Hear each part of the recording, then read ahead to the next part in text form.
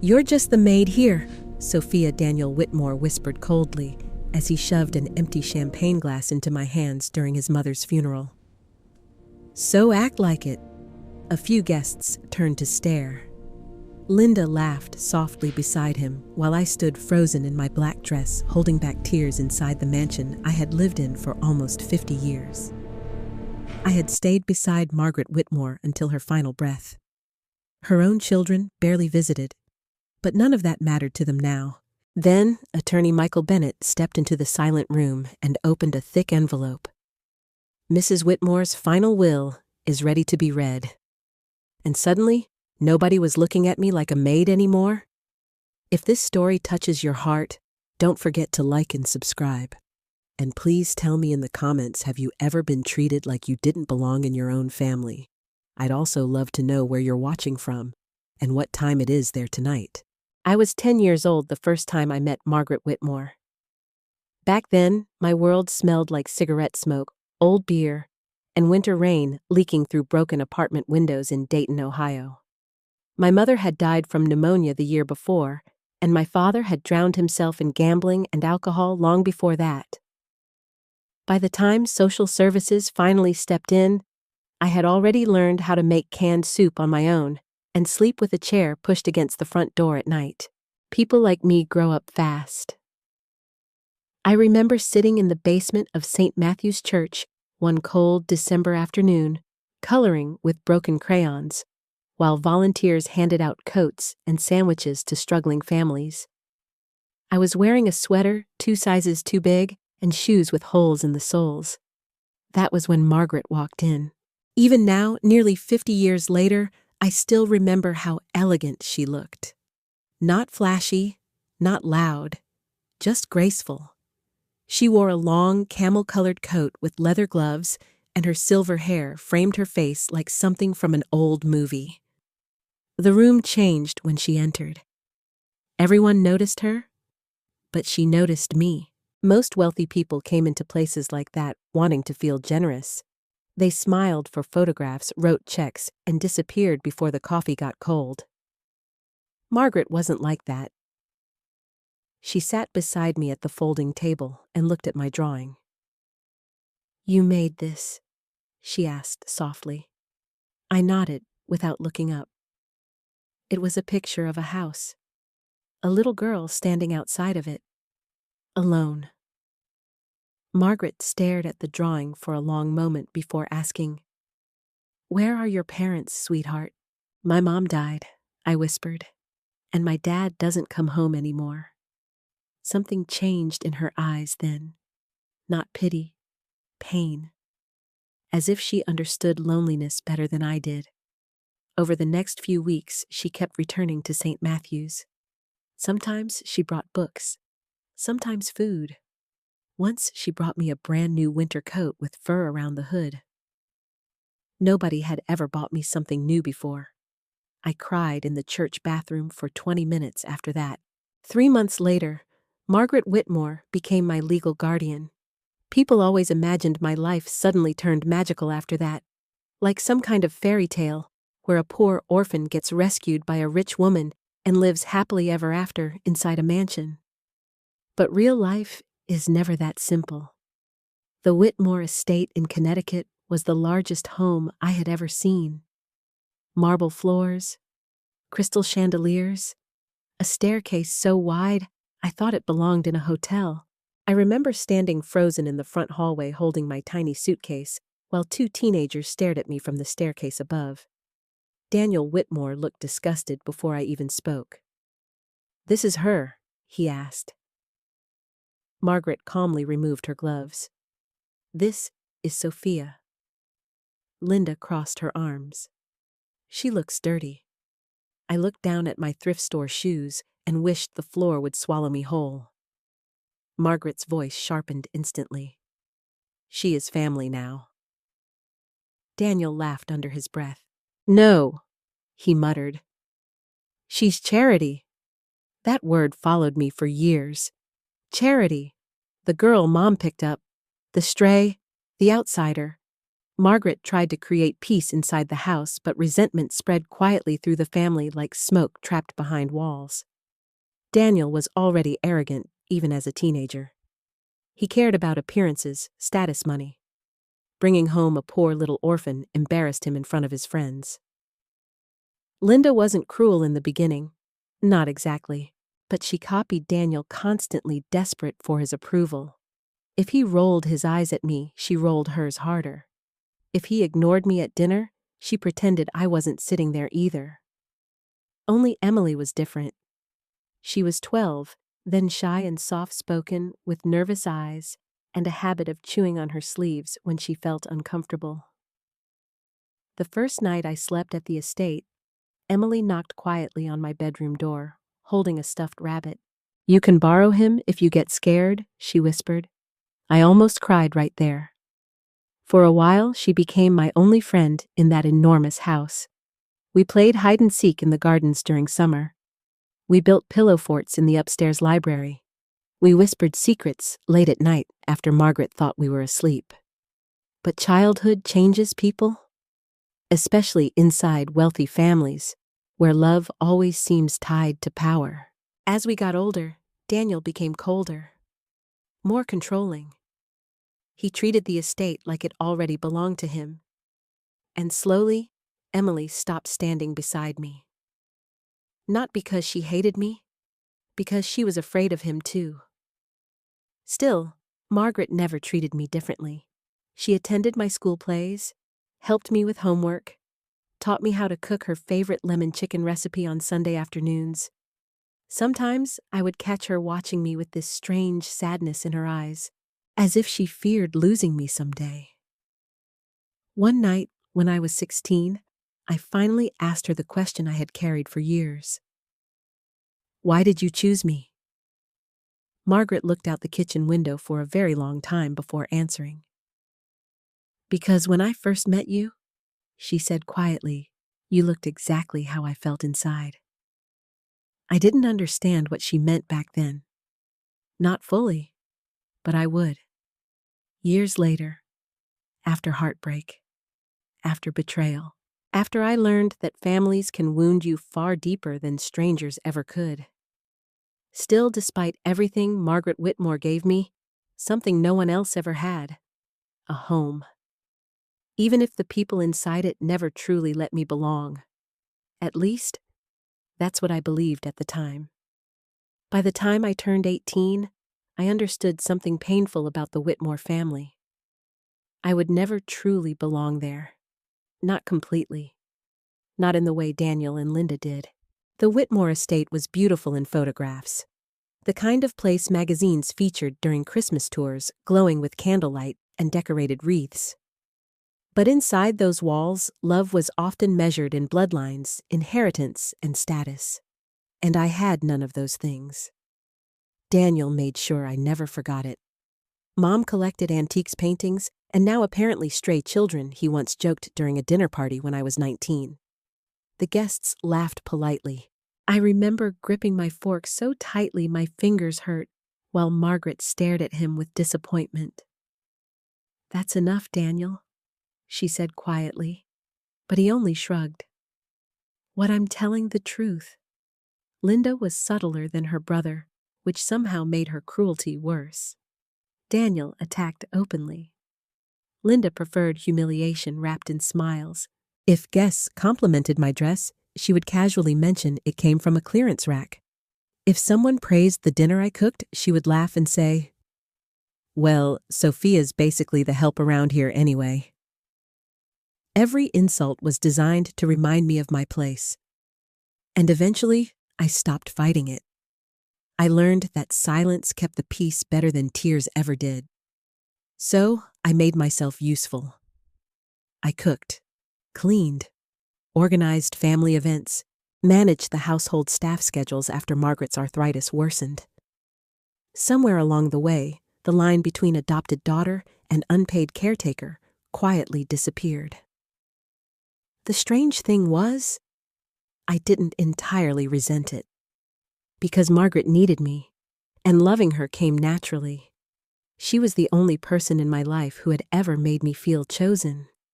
That mattered more than pride, especially after college became impossible.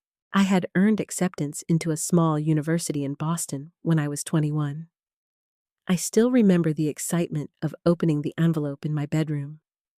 For one brief moment, I imagined a future beyond the Whitmore estate. A future where I could become someone outside this family. Margaret cried when she saw the acceptance letter. "Oh, Sophia," she whispered, hugging me tightly. "I'm so proud of you." But 3 weeks later, she collapsed in the kitchen. I can still hear the sound of the glass bowl shattering against the marble floor. Doctors later called it a minor cardiac event. There was nothing minor about it to me. I spent 3 nights sleeping in a stiff hospital chair beside her bed, while Daniel argued with nurses about insurance paperwork over the phone. Linda came once carrying expensive flowers and left after 20 minutes because she couldn't handle hospitals. Emily stayed longer, but even she looked overwhelmed and frightened. Margaret squeezed my hand on the second night and whispered, "You should still go to Boston." I smiled. "We both know I'm not leaving you." Her eyes filled with guilt immediately, but I had already made my decision. I declined the scholarship the next morning. Daniel overheard me on the phone with the university admissions office. "You're giving up college?" he asked, with genuine shock. I nodded. Margaret needed help recovering. For a moment, I thought maybe he would finally respect me for sacrificing something important. Instead, he smirked. "Guess some people are just meant to stay servants." I wish I could say his words didn't hurt anymore by then. But they did. Every single time. Years passed quietly after that. Margaret's health improved for a while, though, never completely. She began depending on me for almost everything. Doctor appointments, medication schedules, household management, late-night conversations when insomnia kept her awake. Sometimes we would sit together in the library long after midnight while rain tapped against the windows. Those became my favorite moments, not because we discussed anything extraordinary, but because it felt peaceful, real. One winter evening, Margaret stared into the fireplace and suddenly asked, "Do you regret staying?" I looked up from my tea. "What do you mean? You could have had another life," she said softly. "A different future." I smiled gently. "You are my future." The sadness in her face nearly broke my heart. "You always give up too much for people you love," she whispered. At the time, I thought she was worried about my happiness. Now I know she was warning me, because the uglier Daniel became, the more fragile the family started feeling. By his 40s, Daniel had transformed into the kind of wealthy man who believed money excused cruelty. He treated waiters poorly, talked over women during conversations, measured everyone's worth by what they owned. Margaret hated it. They fought constantly, especially after Daniel joined the board of the Whitmore Foundation and started making reckless financial decisions. "You care more about appearances than people," Margaret shouted during one argument loud enough for the entire house to hear. "At least I understand business," Daniel snapped back. "No," she replied coldly. "You understand greed." That sentence lingered in the house for weeks afterward. Linda wasn't much better. She married rich, divorced richer, and spent most of her time chasing social status through charity galas and luxury vacations. She visited Margaret only when cameras or inheritance discussions were involved. Emily remained the quietest of the three. She married young, divorced quietly, and slowly drifted through life, apologizing for things that weren't entirely her fault. Sometimes I caught her watching me with guilt in her eyes, as if she wanted to say something, but never could. Then came the afternoon that changed everything. Margaret and I were organizing old photo albums in the upstairs sitting room when an envelope slipped from between the pages of a book and landed on the floor. I bent to pick it up, but Margaret snatched it almost instantly. Too quickly. Our eyes met. For the first time in years, I saw real fear in her expression. "What is it?" I asked softly. "Nothing," but her voice trembled. She stood up and walked toward the desk near the window, clutching the envelope tightly against her chest. "I should have destroyed this years ago," she whispered to herself. I wasn't sure if she realized I heard her. That night, I couldn't sleep. Something about the look in Margaret's eyes haunted me. Fear, regret, and guilt. The next morning, I found her sitting alone in the garden before sunrise, staring at the frozen fountain. Without turning toward me, she quietly said, "Sophia, there are truths inside this family that would destroy people if they ever surfaced." A chill moved through me.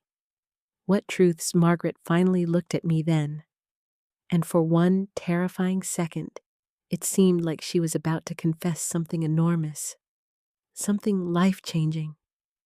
But instead, she simply smiled sadly and said, "One day, you'll understand why I tried so hard to protect you. Protect me from what I wanted to ask." But before I could speak, Daniel's voice echoed across the garden terrace. And the moment disappeared. Margaret's second heart attack happened on a rainy Thursday in October. I remember because the entire estate smelled like wet leaves and fireplace smoke that morning. The sky had been dark since sunrise, and Margaret complained over breakfast that the weather made her chest feel heavy. By noon, she collapsed in the sunroom. One second, she was reaching for her tea.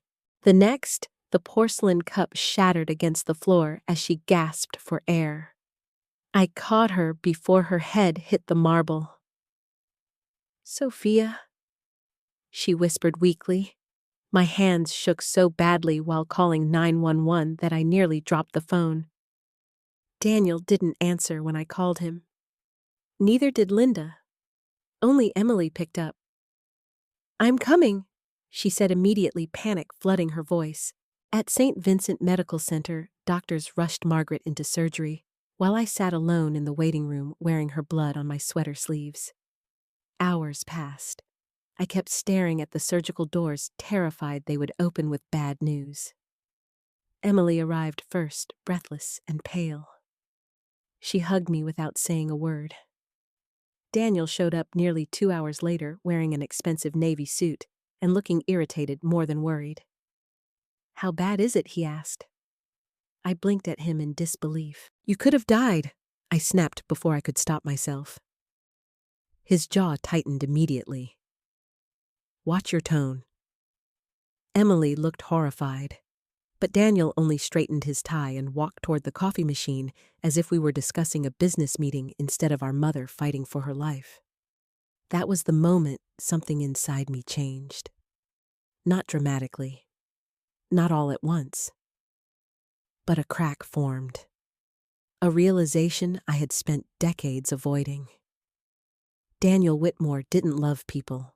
He loved ownership, control, inheritance, and Margaret's illness threatened all three.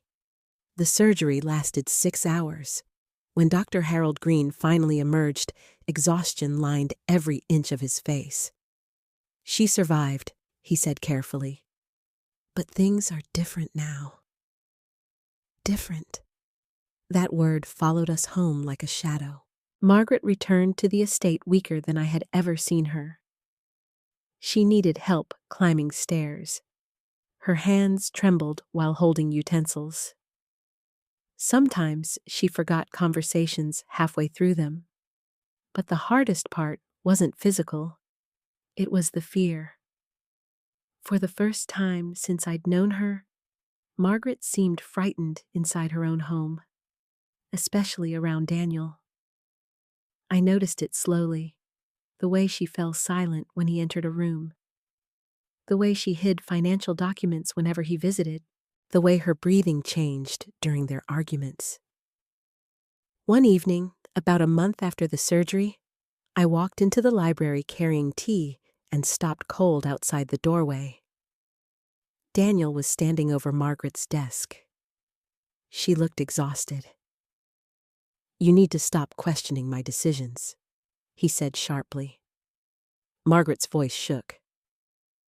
You transferred money without discussing it with me. It's called investing. It's called stealing from family accounts. The room went silent. Daniel's expression hardened instantly. You're confused again, he said coldly. That medication is affecting your memory? I felt sick hearing it, because for one terrifying moment, Margaret actually looked uncertain, as if he had successfully made her doubt herself. Then she saw me standing in the doorway, and something in her expression shifted. Clarity returned immediately. No, she whispered firmly. I remember exactly what I signed. Daniel turned and noticed me. The hatred in his eyes stunned me. Not annoyance, not irritation, hatred.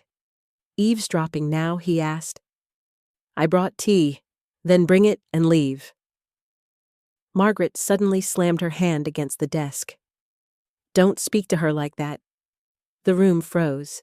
Daniel stared at his mother for several seconds before forcing a smile that didn't reach his eyes. You're tired, he said softly. We'll talk later. Then he walked past me so closely his shoulder hit mine on purpose. I stood there shaking after he left. Margaret looked older than ever, smaller somehow. She rubbed her forehead and whispered, He wasn't always like this. But I wasn't sure that was true.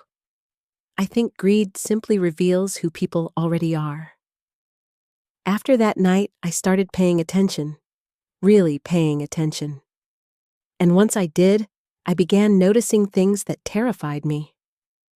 Large withdrawals from Margaret's accounts, documents disappearing from her office, Daniel pressuring her to sign papers while she was exhausted or medicated. Whenever I entered the room unexpectedly, conversations stopped immediately. Linda suddenly visited far more often, too. Not to care for Margaret, to discuss estate planning. I overheard them constantly. The taxes alone will be a nightmare. We need to secure the foundation assets. Mother isn't thinking clearly anymore. Never once did they discuss her health. Only her money. Meanwhile, Margaret grew increasingly dependent on me. I organized her medications in color-coded boxes because she kept forgetting doses. I slept in the room beside hers in case she needed help during the night. Some evenings, I read aloud to her because stress made it difficult for her eyes to focus. One night, around 3 a.m, I found her sitting awake in bed, staring toward the window. I thought I heard someone downstairs, she whispered. I checked the house. No one was there. But when I returned, she grabbed my wrist tightly. You must be careful, she said suddenly. I frowned, about what her eyes filled with fear. Then just as quickly she let go and looked away. Nothing, she murmured. I'm tired, but I knew she was hiding something. Weeks later, Dr. Green pulled me aside after an appointment. How much pressure is she under here? He asked quietly. What do you mean she's anxious constantly? That affects her heart. I hesitated before answering. Daniel keeps pushing her about finances. Dr. Green sighed heavily. I've known Margaret for 20 years, he said. Stress like this can kill her faster than illness. That sentence haunted me, because deep down, I already knew it was true. Then came the night, everything changed. It was snowing heavily outside, and most of the staff had gone home early because of the storm. I was bringing blankets upstairs when I noticed light coming from Margaret's study near midnight. The door was slightly open. Inside, Margaret sat across from attorney Michael Bennett. Stacks of papers covered the desk. My stomach tightened immediately. They stopped talking the second I appeared. I'm sorry, I said softly. I didn't realize it's all right, Sophia Michael said kindly. But Margaret looked tense, almost desperate. Sophia, she said quietly, could you give us a few more minutes? I nodded and turned to leave. Then I heard Margaret whisper something that made me stop breathing entirely. I need to protect her before I die. Silence followed. Michael lowered his voice too much after that for me to hear clearly. I stood frozen outside the study for nearly a minute, heart pounding violently in my chest. Protect me? From who? From what? Suddenly, the estate no longer felt like home. It felt like a house filled with secrets waiting to explode. And for the first time in my life, I began wondering if Margaret Whitmore had brought me into this family for reasons far more complicated than love alone. After overhearing Margaret tell attorney Michael Bennett that she needed to protect me before she died, I couldn't stop thinking about it. The words followed me everywhere, while folding laundry, while preparing Margaret's medication, while staring awake at the ceiling long after midnight. Protect me from what? The answer came sooner than I expected. And it arrived, wearing Daniel Whitmore's smile. 3 days before Christmas, the Whitmore estate hosted its annual holiday fundraiser. For decades, Margaret had organized the event to raise money for women's shelters across Connecticut. Politicians, donors, business executives, and socialites filled the mansion every year dressed in diamonds and expensive perfume. Normally, Margaret handled every detail herself. But this time, she barely had enough strength to leave her bedroom. So, I took over. I coordinated catering, decorated the ballroom, managed seating charts, even supervised the staff when 2 servers called in sick because of snow. By the evening of the fundraiser, I had been on my feet for nearly 14 hours. Margaret looked beautiful despite her exhaustion. She wore a deep emerald dress and pearl earrings, though I noticed how tightly she held the staircase railing while greeting guests. Daniel noticed too. But instead of concern, irritation flashed across his face. "She looks weak," he muttered beside me. "She's tired," I replied quietly. "She needs to stop appearing in public like this." I stared at him. She built this foundation, and now she's ruining investor confidence. Investor confidence? Not her health, not her pain. That was the moment I realized Daniel viewed his own mother the same way businessmen viewed declining stock prices. As liabilities. The fundraiser began smoothly enough. Champagne flowed. Music played softly through the ballroom. Guests praised the decorations and complimented Margaret repeatedly for raising such a loyal household. Household. That word should have warned me what was coming. Around 9 o'clock, I was carrying a tray of wine glasses through the ballroom when Linda's voice rang loudly across the room. "Sophia." Several heads turned. I walked over calmly. "Yes?" Linda smiled sweetly in front of her wealthy friends. "We're out of napkins near the dessert table." I glanced toward the catering staff standing only 10 feet away. "There are servers handling that." Linda tilted her head innocently. "Well, you're practically one of the staff anyway. Aren't you?" Her friends laughed awkwardly. Heat flooded my face instantly. Daniel smirked from beside the fireplace, but said nothing. For one humiliating moment, the entire ballroom went quiet. Everyone waiting to see how I would react. I swallowed my pride like I always did. "I'll take care of it," I said softly. As I turned away, Linda added loudly enough for others to hear, "Honestly, Mother spoiled her too much. Sophia forgets her place sometimes." The laughter that followed cut deeper than I expected. Not because strangers mocked me, because Margaret heard it too. I looked toward her across the room. The pain in her eyes nearly broke me. Later that night, after most guests had left, Margaret called me into her sitting room upstairs. She looked exhausted, frail, but furious. "You should never have been treated that way," she whispered. "It's all right." "No!" she snapped sharply. "It is not all right." I sat beside her carefully. For several seconds, she simply stared into the fireplace, trembling slightly with anger. Then she said something that stunned me.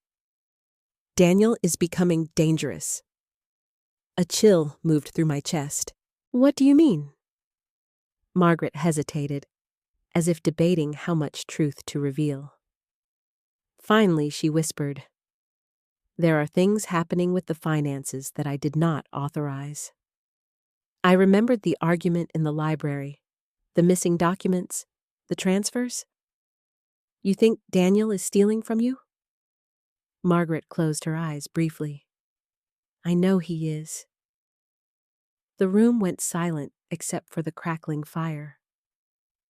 I felt sick. He's your son. Yes.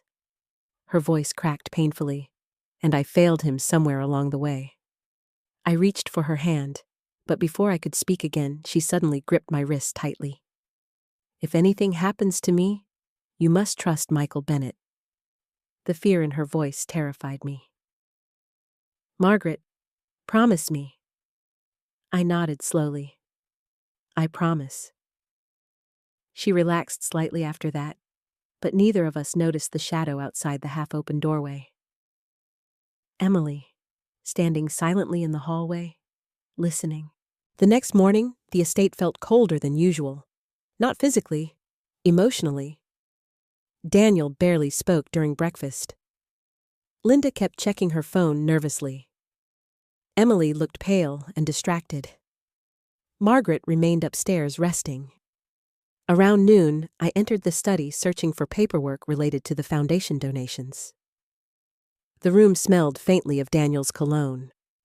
That immediately put me on edge. Desk drawers stood partially open. Files had clearly been moved. I started organizing papers when something caught my attention. A bank statement. Large transfers highlighted in yellow marker. Whitmore Foundation accounts.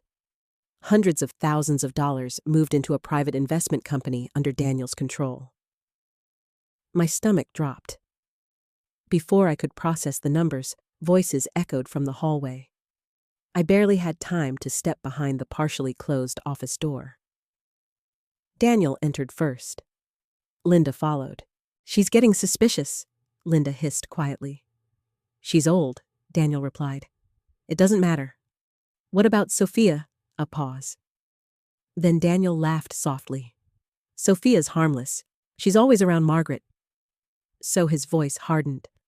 Once Mother's gone, Sophia's gone too.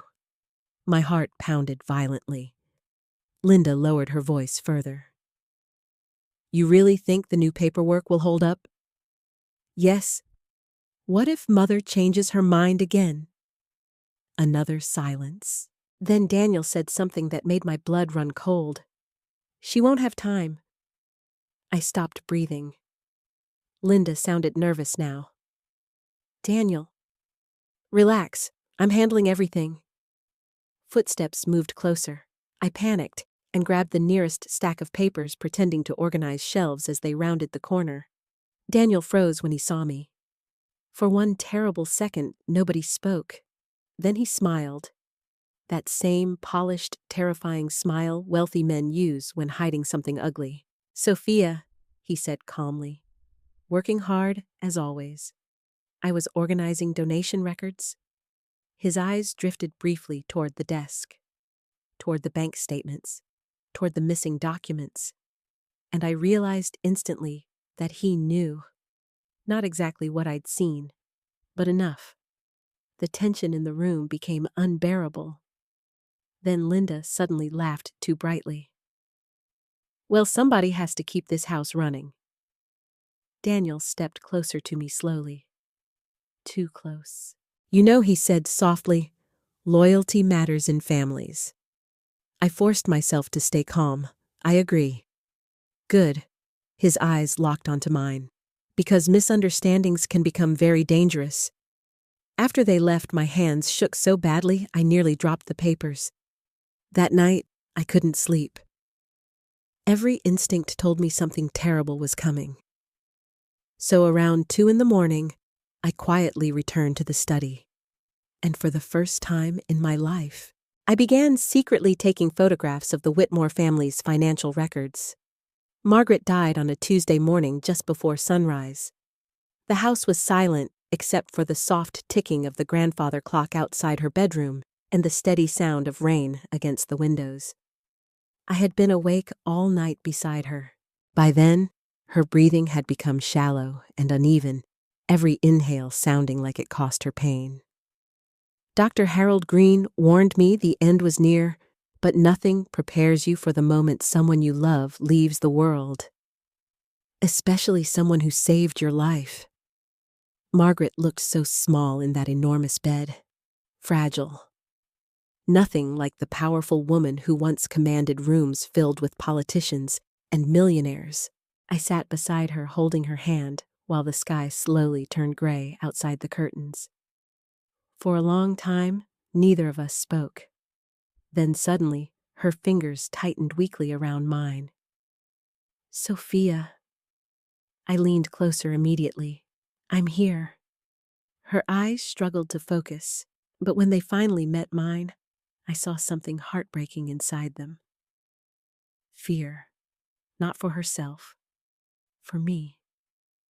"You stayed," she whispered. Tears instantly burned my eyes. "Of course I stayed." A faint smile touched her lips. "The only one." My throat tightened painfully. "Don't talk like that. Please." But Margaret kept staring at me as if she was trying to memorize my face. Then, with the little strength she had left, she whispered words that shattered me completely. "You were the only daughter who truly loved me." I broke down crying immediately. "No, Margaret." But she squeezed my hand once more. And then she was gone.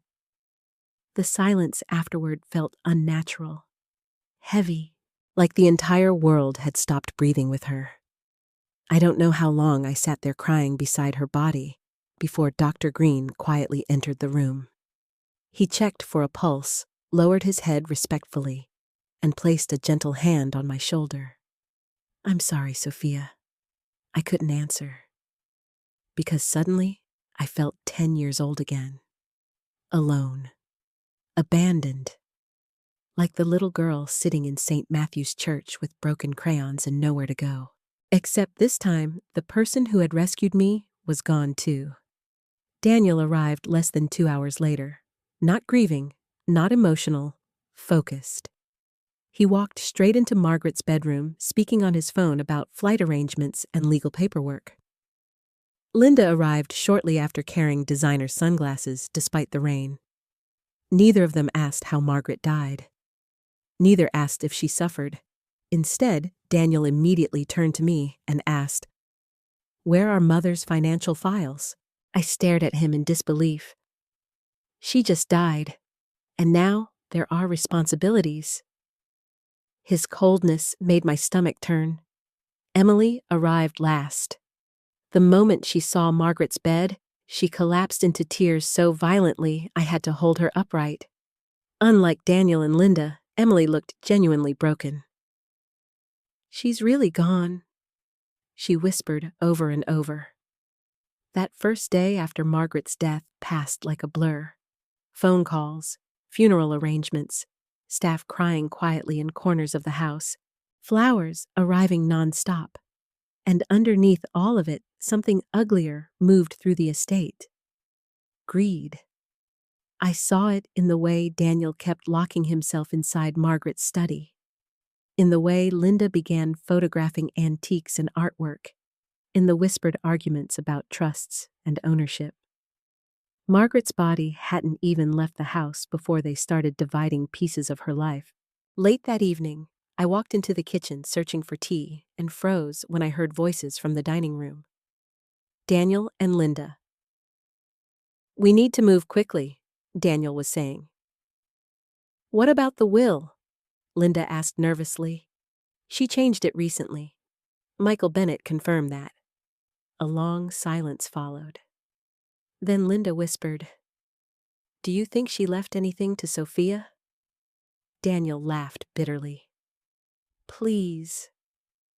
Sophia was useful, that's all. Useful. The same word people use for appliances, for servants, for objects. Something inside me cracked quietly then. Not because I expected money. I didn't. But after nearly 50 years beside this family, hearing myself reduced to something useful hurt more than I could explain. I backed away before they noticed me. The funeral took place 3 days later. The Whitmore estate transformed into a performance of grief. Black cars lined the driveway. Politicians delivered speeches. Business associates praised Margaret's philanthropy. Women in pearls dabbed fake tears while discussing stock markets between prayers. And me, I became invisible again. Or worse, visible only as help. I spent most of the morning organizing flowers, greeting guests, and directing catering staff because nobody else bothered to manage anything properly. Not once did Daniel introduce me as family. Neither did Linda. To everyone attending, I appeared to be some long-time household employee. At one point, an older man handed me his empty champagne glass and said, "Could you take this, sweetheart?" Before I could respond, Daniel answered for me. "She handles all that." I looked at him across the crowded ballroom. He didn't even flinch. Later, while guests gathered near the portrait gallery after the service, Linda stopped me in front of several donors. "Sophia," she said sharply, "the coffee station needs refilling." I stared at her. There were actual servers everywhere. She knew that. Everyone knew that. But this wasn't about coffee. It was about humiliation. About reminding me where they believed I belonged now that Margaret was gone. One of Linda's wealthy friends glanced at me awkwardly and asked, "Was Sophia Margaret's caretaker?" Before I could answer, Linda smiled. "Something like that." The words landed like a slap. Something like that. Not daughter, not family, not loved, just useful. I walked away before they could see tears filling my eyes. A few minutes later, I stepped onto the back terrace alone to breathe. Rain fell softly across the gardens Margaret once loved so much.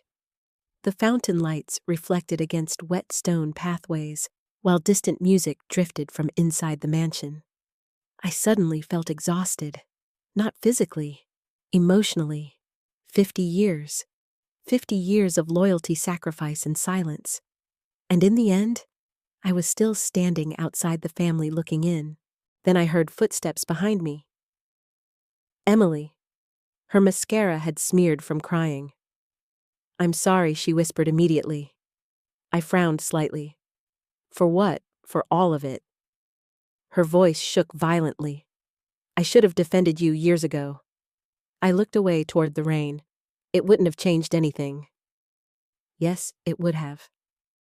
For a moment, neither of us spoke. Then Emily quietly said something that made my chest tighten.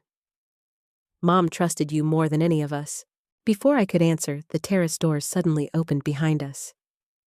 Daniel stepped outside, adjusting his suit jacket. "The lawyer's here," he announced. My stomach tightened instantly. Attorney Michael Bennett had arrived earlier than expected. Daniel glanced at me coldly. "You should probably stay quiet during the reading," he said. "This doesn't concern staff." Staff. Not family, not daughter, just staff. But before I could respond, Michael Bennett entered the terrace holding a thick sealed envelope in his hands. And for the first time all day, Daniel Whitmore looked nervous. The morning after Margaret's funeral, the Whitmore estate no longer felt like a home. It felt like a battlefield waiting for war to begin.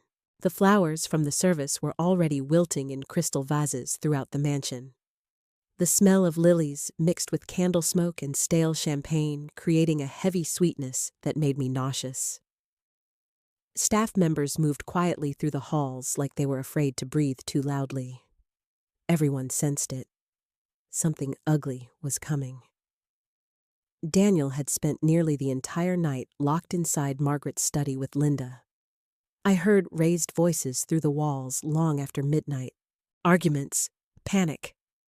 At one point, something shattered, but nobody asked questions. By morning, the tension inside the house had become unbearable. I was standing in the kitchen making coffee when Daniel walked in wearing a gray cashmere sweater and the same cold expression he always wore during business negotiations. Not mourning, managing. He poured himself black coffee and leaned casually against the marble counter. "You should start thinking about your future," he said without looking at me.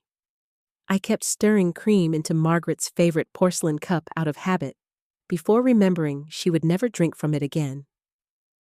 My future Daniel finally looked at me then.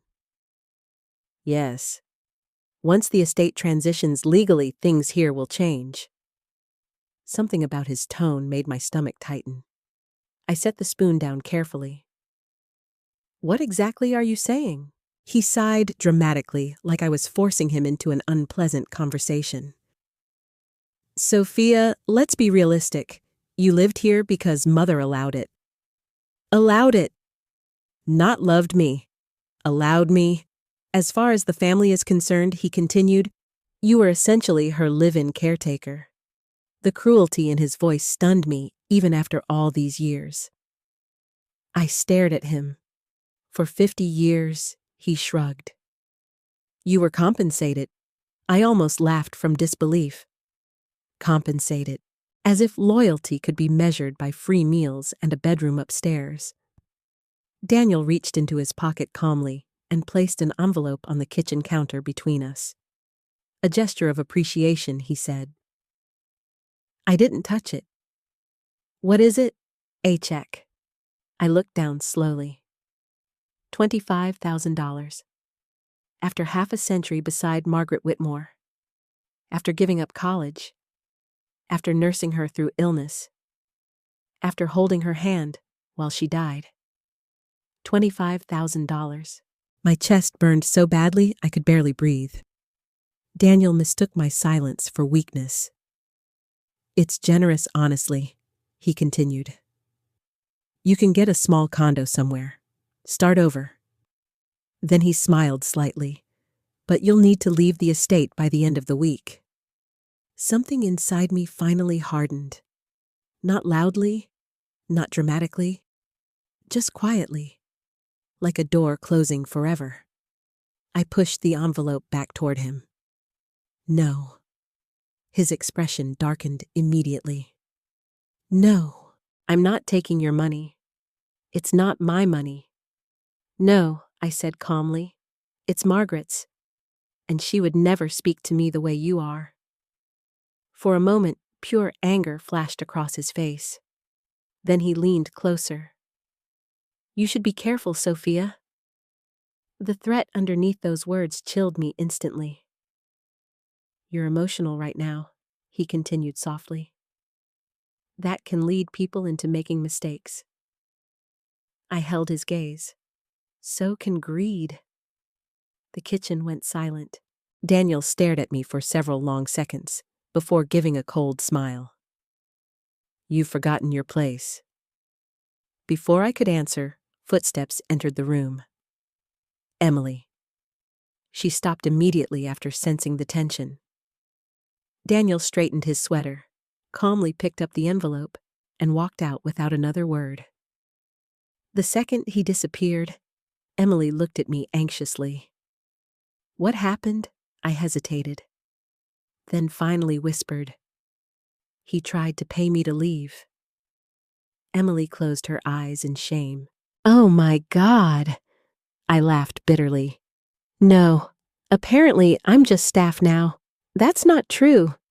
Isn't it?" Emily looked like she wanted to argue but couldn't, because deep down she knew. For years she had watched her siblings reduce me to something less than family, and she had stayed silent. "I'm sorry," she whispered again. I looked away tiredly. "Emily, you don't have to apologize for them." "Yes, I do." Her voice cracked. "I should have defended you years ago." The guilt in her eyes felt genuine. But guilt, after decades of silence, still hurts. That afternoon, attorney Michael Bennett arrived unexpectedly. Daniel immediately intercepted him near the foyer. "We'll handle the formal reading tomorrow," Daniel said smoothly. "The family needs privacy today." But Michael didn't budge. "Margaret gave very specific instructions," he replied calmly. Daniel's jaw tightened. "Instructions regarding what?" Michael glanced briefly toward me across the hallway. "Certain personal items." The air shifted instantly. Daniel noticed it too. "What personal items?" Michael smiled politely. "Confidential ones." I had known Michael Bennett nearly my entire life. He had been Margaret's attorney for over 30 years, but more than that, he had been her trusted friend. And in that moment, I realized something important. He was protecting something, or someone. Daniel clearly sensed it too, because after Michael disappeared into the library with me, Daniel followed 10 minutes later, pretending to look for documents. Michael ignored him completely. Instead, he handed me a small brass key. My pulse jumped immediately. "What is this?" Margaret's attorney lowered his voice. "Your mother wanted you to have it after her passing. Your mother, not Margaret, not Mrs. Whitmore. Your mother." Emotion clogged my throat instantly. Daniel stepped closer. "What key?" Michael's expression remained calm. "A private matter." Daniel's patience snapped. "There should be no private matters concerning this estate that I'm unaware of." Michael finally looked directly at him. "With respect, Daniel, your mother anticipated that reaction." The silence afterward became dangerous. Daniel's face darkened with barely controlled rage. "What exactly did my mother tell you?" Michael folded his hands calmly. "She told me the truth matters more than appearances."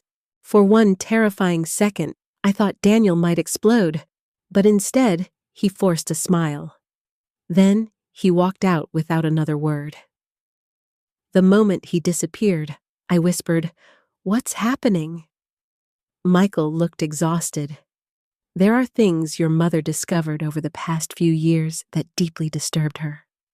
My stomach tightened. "The missing money." His eyes flickered slightly. "She trusted you, Sophia." "That's not an answer." "No," he admitted quietly. "It isn't." He nodded toward the brass key in my hand. "There's a locked box inside my office vault. Margaret instructed me to give you access only after her funeral." Fear crept slowly through my chest. "What's inside?" Michael hesitated. "Evidence." 3 hours later, Daniel tore apart Margaret's study. Literally. I heard drawers slamming upstairs while Linda argued with staff members downstairs about missing documents. By evening, the entire estate felt poisoned by paranoia. Then something happened that terrified me most of all. Around midnight, I walked past Margaret's bedroom and noticed light beneath the door. My heart stopped. For one irrational moment, I thought maybe grief had finally broken my mind. But when I opened the door, I found Daniel standing beside Margaret's jewelry cabinet, searching through her belongings. He turned sharply when he saw me. Neither of us spoke immediately. Then I noticed the fury in his expression. Not grief. Panic. "You should knock," he snapped. "This was her room. And now it's part of the estate." I stared at him. "You're looking for something." His silence answered me. Then suddenly he stepped closer. "What did Michael Bennett give you?" The fear in his eyes finally revealed the truth. Daniel Whitmore wasn't confident anymore. He was afraid. And whatever Margaret had hidden, he desperately needed to find it before I did. The official reading of Margaret Whitmore's will took place 2 days later, inside attorney Michael Bennett's downtown office in Hartford. Rain poured steadily outside the tall windows that morning, covering the city in cold gray fog. The weather matched the mood perfectly. Heavy, tense, waiting for something terrible to happen. I almost didn't go. Not because I feared the will, because I feared the family. The Whitmores had spent decades making me feel like an outsider. Walking into that office beside them felt less like attending a legal meeting and more like stepping into a courtroom where my existence itself was on trial. Daniel arrived first, wearing another perfectly tailored suit, his expression calm but sharp around the edges. Linda followed, carrying oversized sunglasses despite the storm outside. Emily came quietly behind them, avoiding eye contact with everyone. When I entered the conference room, Daniel barely looked at me, but Linda did, and the contempt in her eyes was immediate. "Oh," she said dryly. She came. I ignored her and quietly took the seat furthest from the table. Michael Bennett entered moments later, carrying several thick folders along with a sealed wooden box. The second Daniel noticed the box, tension flashed across his face. There it is, I thought. That's what he's afraid of. Michael sat down calmly. As you know, he began, Margaret Whitmore updated her will approximately 6 months before her passing. Daniel crossed his arms. We're aware. Michael nodded once. Your mother also left additional personal instructions regarding the distribution of certain documents and assets. Linda sighed impatiently. Can we please just get this over with? Emily looked horrified by her tone. But Michael remained composed. He opened the first folder slowly. Before financial matters are discussed, Margaret requested that I read a personal statement aloud. Daniel's jaw tightened immediately. A statement? Yes. Michael unfolded a handwritten letter. The room became silent, except for rain tapping against the windows. Then he began reading. If you are hearing this, then I am gone. And if my children are sitting together peacefully, it would already be a miracle. Linda scoffed quietly. Daniel rolled his eyes, but I froze, because I could hear Margaret's voice inside every word. Money reveals character more clearly than hardship ever does. Hardship teaches survival. Wealth reveals truth. Michael paused briefly before continuing. I have spent years watching the people I love become strangers to themselves. Daniel shifted uncomfortably. Linda crossed her arms tighter. There is only one person in this room who cared for me without expectation. One person who stayed beside me through illness, loneliness, humiliation, and fear. My chest tightened painfully. Emily slowly looked toward me. Daniel noticed, and suddenly he looked furious. Michael continued reading. Sophia Brown loved me when loving me offered her nothing. Silence. Complete silence. Even the rain outside seemed quieter somehow. Daniel finally spoke. This is ridiculous. Michael ignored him. Some people are born into families. Others spend their entire lives proving they deserve one. Sophia never needed to prove anything to me. Tears burned my eyes instantly. I lowered my head, unable to breathe properly. Across the table, Linda looked genuinely stunned for the first time in her life. Michael folded the letter carefully. That concludes Margaret's personal statement. Daniel leaned forward sharply. And now, the actual will. The coldness in his voice made Emily flinch. Michael opened another folder. As outlined here, several assets are to be divided among the Whitmore children according to prior trust arrangements. Daniel relaxed slightly. Of course he did. He still believed he had already won. Then Michael calmly added, however, Margaret Whitmore made substantial revisions to the estate structure 6 months ago. The room shifted instantly. Daniel's expression darkened. What revisions? Michael removed a second document. The Whitmore estate, including the primary residence and attached land holdings, will transfer directly to Sophia Brown. Everything stopped. Nobody moved. Nobody breathed. For one impossible second, I genuinely thought I had misunderstood him. Then Linda exploded. What Daniel shot to his feet so violently his chair slammed backward into the wall. That's impossible. Michael remained calm. The documents are fully legal and witnessed. You manipulated her? Linda snapped at me immediately. I stared at her in shock. I didn't even know liar Emily suddenly spoke up. Stop it.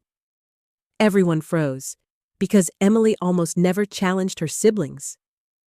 Linda looked stunned. Daniel turned toward Michael again. What else? His voice sounded dangerous now. Michael opened another folder. Margaret Whitmore also transferred controlling authority of the Whitmore Foundation to Sophia Brown, effective immediately upon her death. Daniel went pale, not angry, terrified, and suddenly I understood why. The foundation controlled millions of dollars. Charity investments, corporate partnerships, accounts, records, everything. Linda looked ready to faint. This is insane, she whispered. Michael continued anyway. In addition, Margaret instructed me to transfer this sealed personal box directly to Sophia. He slid the wooden box across the table toward me. The brass key in my purse suddenly felt heavy as stone. Daniel noticed immediately. His eyes locked onto me with pure panic. You already had the key, he realized. Michael didn't deny it. Daniel slammed both hands against the conference table. What's inside that box? Michael answered calmly. Margaret instructed Sophia to open it personally. Every instinct in my body screamed that whatever sat inside that box would change everything. My hands shook as I reached for the lock. The room felt suffocatingly silent. Even Linda stopped breathing. The key slid smoothly into place. I opened the box slowly. Inside sat 3 things: a thick leather journal, several folders of financial documents, and a black USB drive. Daniel's face lost all color instantly. My stomach dropped, because that wasn't grief on his face anymore. It was fear. Real fear. Michael spoke carefully. Margaret documented concerns regarding unauthorized financial activity connected to the foundation accounts. Emily covered her mouth in horror. Linda looked confused. Daniel looked cornered. No, he snapped immediately. This is fabricated. Michael calmly removed another file. These records suggest otherwise. I slowly opened the journal first. Margaret's handwriting filled every page: dates, conversations, transactions, observations. And then I saw one sentence underlined heavily in black ink: I fear my son is stealing from me. A cold wave rushed through my body. Emily began crying quietly. Linda looked physically ill. Daniel pointed directly at me. She planned this with you. I looked up slowly. For the first time in my life, I didn't feel afraid of him. I spent 50 years protecting your mother, I said quietly. No, he hissed. You manipulated her. Michael interrupted firmly. Margaret anticipated that accusation, which is precisely why she documented everything. Then he picked up the USB drive carefully. There is also a recorded statement. The room froze again. Daniel's breathing visibly changed. And deep inside my chest, something painful finally began transforming into something else. Not revenge. Truth. And judging by the terror in Daniel Whitmore's eyes, he already knew the truth was about to destroy him. The silence inside Michael Bennett's office after the will was read felt unbearable. Like the room itself understood a family had just shattered beyond repair. Daniel Whitmore stood frozen beside the conference table, staring at the leather journal in my hands, as if it were a loaded weapon. Linda looked pale enough to collapse. Emily cried quietly into trembling fingers. And me, I couldn't breathe. Not because of the money, not because Margaret had left me the estate, because for the first time in my life, someone had finally acknowledged what I had meant to her. Not caretaker, not servant, not charity, family. Daniel recovered first. Of course he did. Men like him survive through control. And the second control slips away, they attack. "This is fraud," he snapped suddenly. Michael Bennett remained seated calmly. "The documents are legally binding. My mother was sick. She was evaluated repeatedly by physicians during the signing process. She was manipulated." His eyes locked onto me when he said it. The accusation landed exactly the way he intended. Dirty, ugly, calculated. I slowly raised my head. "You know that isn't true." Daniel laughed bitterly. "Oh, really? You just happened to become owner of a $40 million estate?" Emily flinched. I stared at him in disbelief. All I ever wanted was Margaret. For one brief second, something human flickered across Daniel's face. Then it vanished. "No," he said coldly. "You wanted what belonged to us."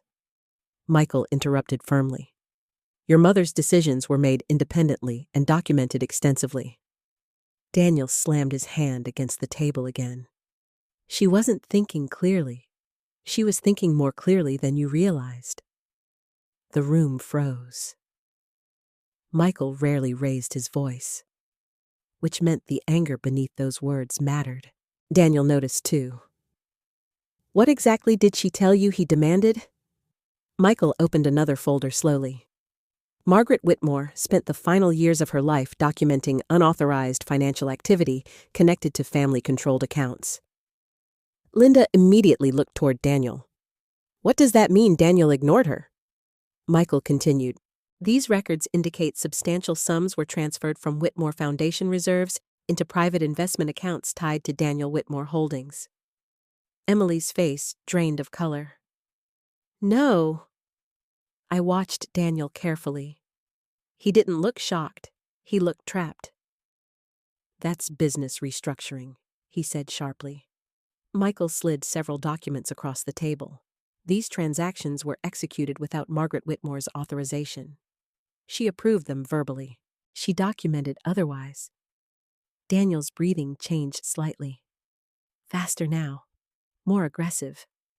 I suddenly remembered every argument I overheard, every hidden file, every late-night meeting behind closed doors. Margaret had known. For years. Linda grabbed the paperwork with shaking hands. "This can't be right." But the numbers were there. Millions, not thousands.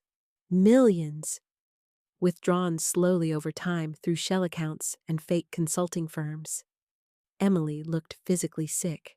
"You stole from Mom." Daniel rounded on her instantly. "Watch your mouth." "You did. It was temporary." I stared at him in disbelief. Temporary, as if betrayal could somehow become acceptable with the right financial language. Michael folded his hands carefully. "There's more." Daniel closed his eyes briefly, like a man realizing the walls around him were collapsing. Michael pointed toward the USB drive still sitting inside the wooden box. "Margaret requested that this recording be viewed in the event her financial concerns were ever disputed." Daniel reacted immediately. "No." The single word came out too quickly, too desperately, and suddenly everyone in the room noticed it. Emily whispered, "Daniel." "No," he repeated louder. "This is insane." Michael calmly removed a laptop from his briefcase. "You are free to challenge the estate legally," he said, "but the recording exists regardless." Daniel looked at me then. Really looked at me. Not with superiority this time. With fear. And something else. Hatred. Pure hatred. "You knew," he whispered. I shook my head slowly. I didn't know any of this, but part of me had known something terrible was happening. Maybe I just never wanted to admit how ugly the truth could become. Michael connected the USB drive carefully. The screen flickered. Then Margaret appeared. My breath caught instantly. She sat in her favorite library chair, wearing a cream sweater, her silver hair neatly brushed back. She looked older and weaker than I remembered, but her eyes were sharp, clear, alive. Emily burst into tears immediately. Linda covered her mouth. Daniel stared at the screen without moving. Margaret began speaking softly. If this recording is being watched, then I assume my children are already fighting. A bitter sadness touched her expression. That no longer surprises me. The room stayed completely silent. I spent too many years making excuses for behavior that should never have been tolerated. Daniel's jaw tightened visibly. Margaret continued. Sophia Brown spent nearly her entire life caring for this family. She sacrificed opportunities, relationships, and personal dreams because she loved me. My chest tightened painfully. I hadn't realized how deeply I needed to hear those words until that moment. Not for money, for dignity, for truth. Margaret's eyes softened on screen. She asked for nothing in return. Then her expression changed. Harder now. Colder. My son Daniel, however, repeatedly abused my trust. Daniel suddenly stood. That's enough. Michael didn't stop the recording. Margaret continued anyway. Over the last several years, I uncovered evidence of financial misconduct involving Whitmore Foundation accounts. Linda looked horrified. Emily began crying harder. Daniel turned toward the laptop furiously. She was confused, but Margaret's voice cut straight through him.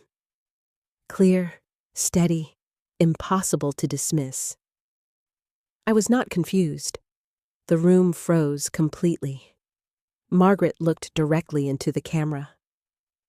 If Daniel attempts to claim otherwise, Attorney Bennett possesses documentation from my physicians confirming my mental competency during all revisions to my estate. Daniel looked like someone had punched him in the stomach. Michael quietly slid another folder onto the table. Medical evaluations. Signed. Official. Daniel whispered something under his breath I couldn't hear. Then Margaret said the words that changed everything. Sophia remained silent because I asked her to. I looked up sharply. Emily stared at me in shock. Margaret continued. She discovered suspicious transactions months ago, but respected my decision to gather proper evidence before acting. Linda slowly turned toward me. You knew. Tears filled my eyes immediately. I knew something was wrong, I whispered. But Margaret wanted proof. Daniel laughed suddenly, a harsh, broken sound. So now, she's the hero. Nobody answered him. Because deep down, we all knew the truth already. Margaret spoke one final time. Blood alone does not create family. Loyalty does. Compassion does. Sacrifice does. Her eyes filled with emotion. Sophia was my daughter long before these papers ever made it official. The recording ended. Silence swallowed the room afterward. No one moved. No one spoke. Then Daniel suddenly grabbed his coat. This isn't over. Michael's voice remained calm. No, it isn't. Daniel looked directly at me one final time before leaving. And for the first time in my life, I realized Daniel Whitmore truly saw me as a threat. Not because I wanted revenge, because I possessed something he never understood. Margaret's trust. And now, the entire family finally knew it. By the next morning, the Whitmore scandal had already started spreading. Money always attracts attention. But wealthy families destroying themselves over inheritance that attracts hunger. News outlets began calling before sunrise. Business reporters camped outside the Whitmore estate gates by noon. By evening, social media was flooded with headlines about stolen foundation money, contested wills, and the mysterious adopted daughter who inherited everything. I hated every second of it. Margaret had spent her entire life protecting the Whitmore name. Now it was collapsing publicly before she had even been buried a full week. I stood alone in the kitchen, staring out the window at reporters gathered beyond the gates when Emily quietly entered behind me. "She hasn't stopped crying," she whispered. I turned slightly. Emily nodded. Part of me wanted to feel satisfaction. After decades of humiliation, after years of being treated like a servant in my own home. But strangely, I didn't. Mostly I just felt tired. Emily wrapped her cardigan tighter around herself. "Daniel's threatening legal action," she said carefully. "I assumed he would. He says the will was manipulated." I almost laughed. "Of course he does." Emily hesitated before speaking again.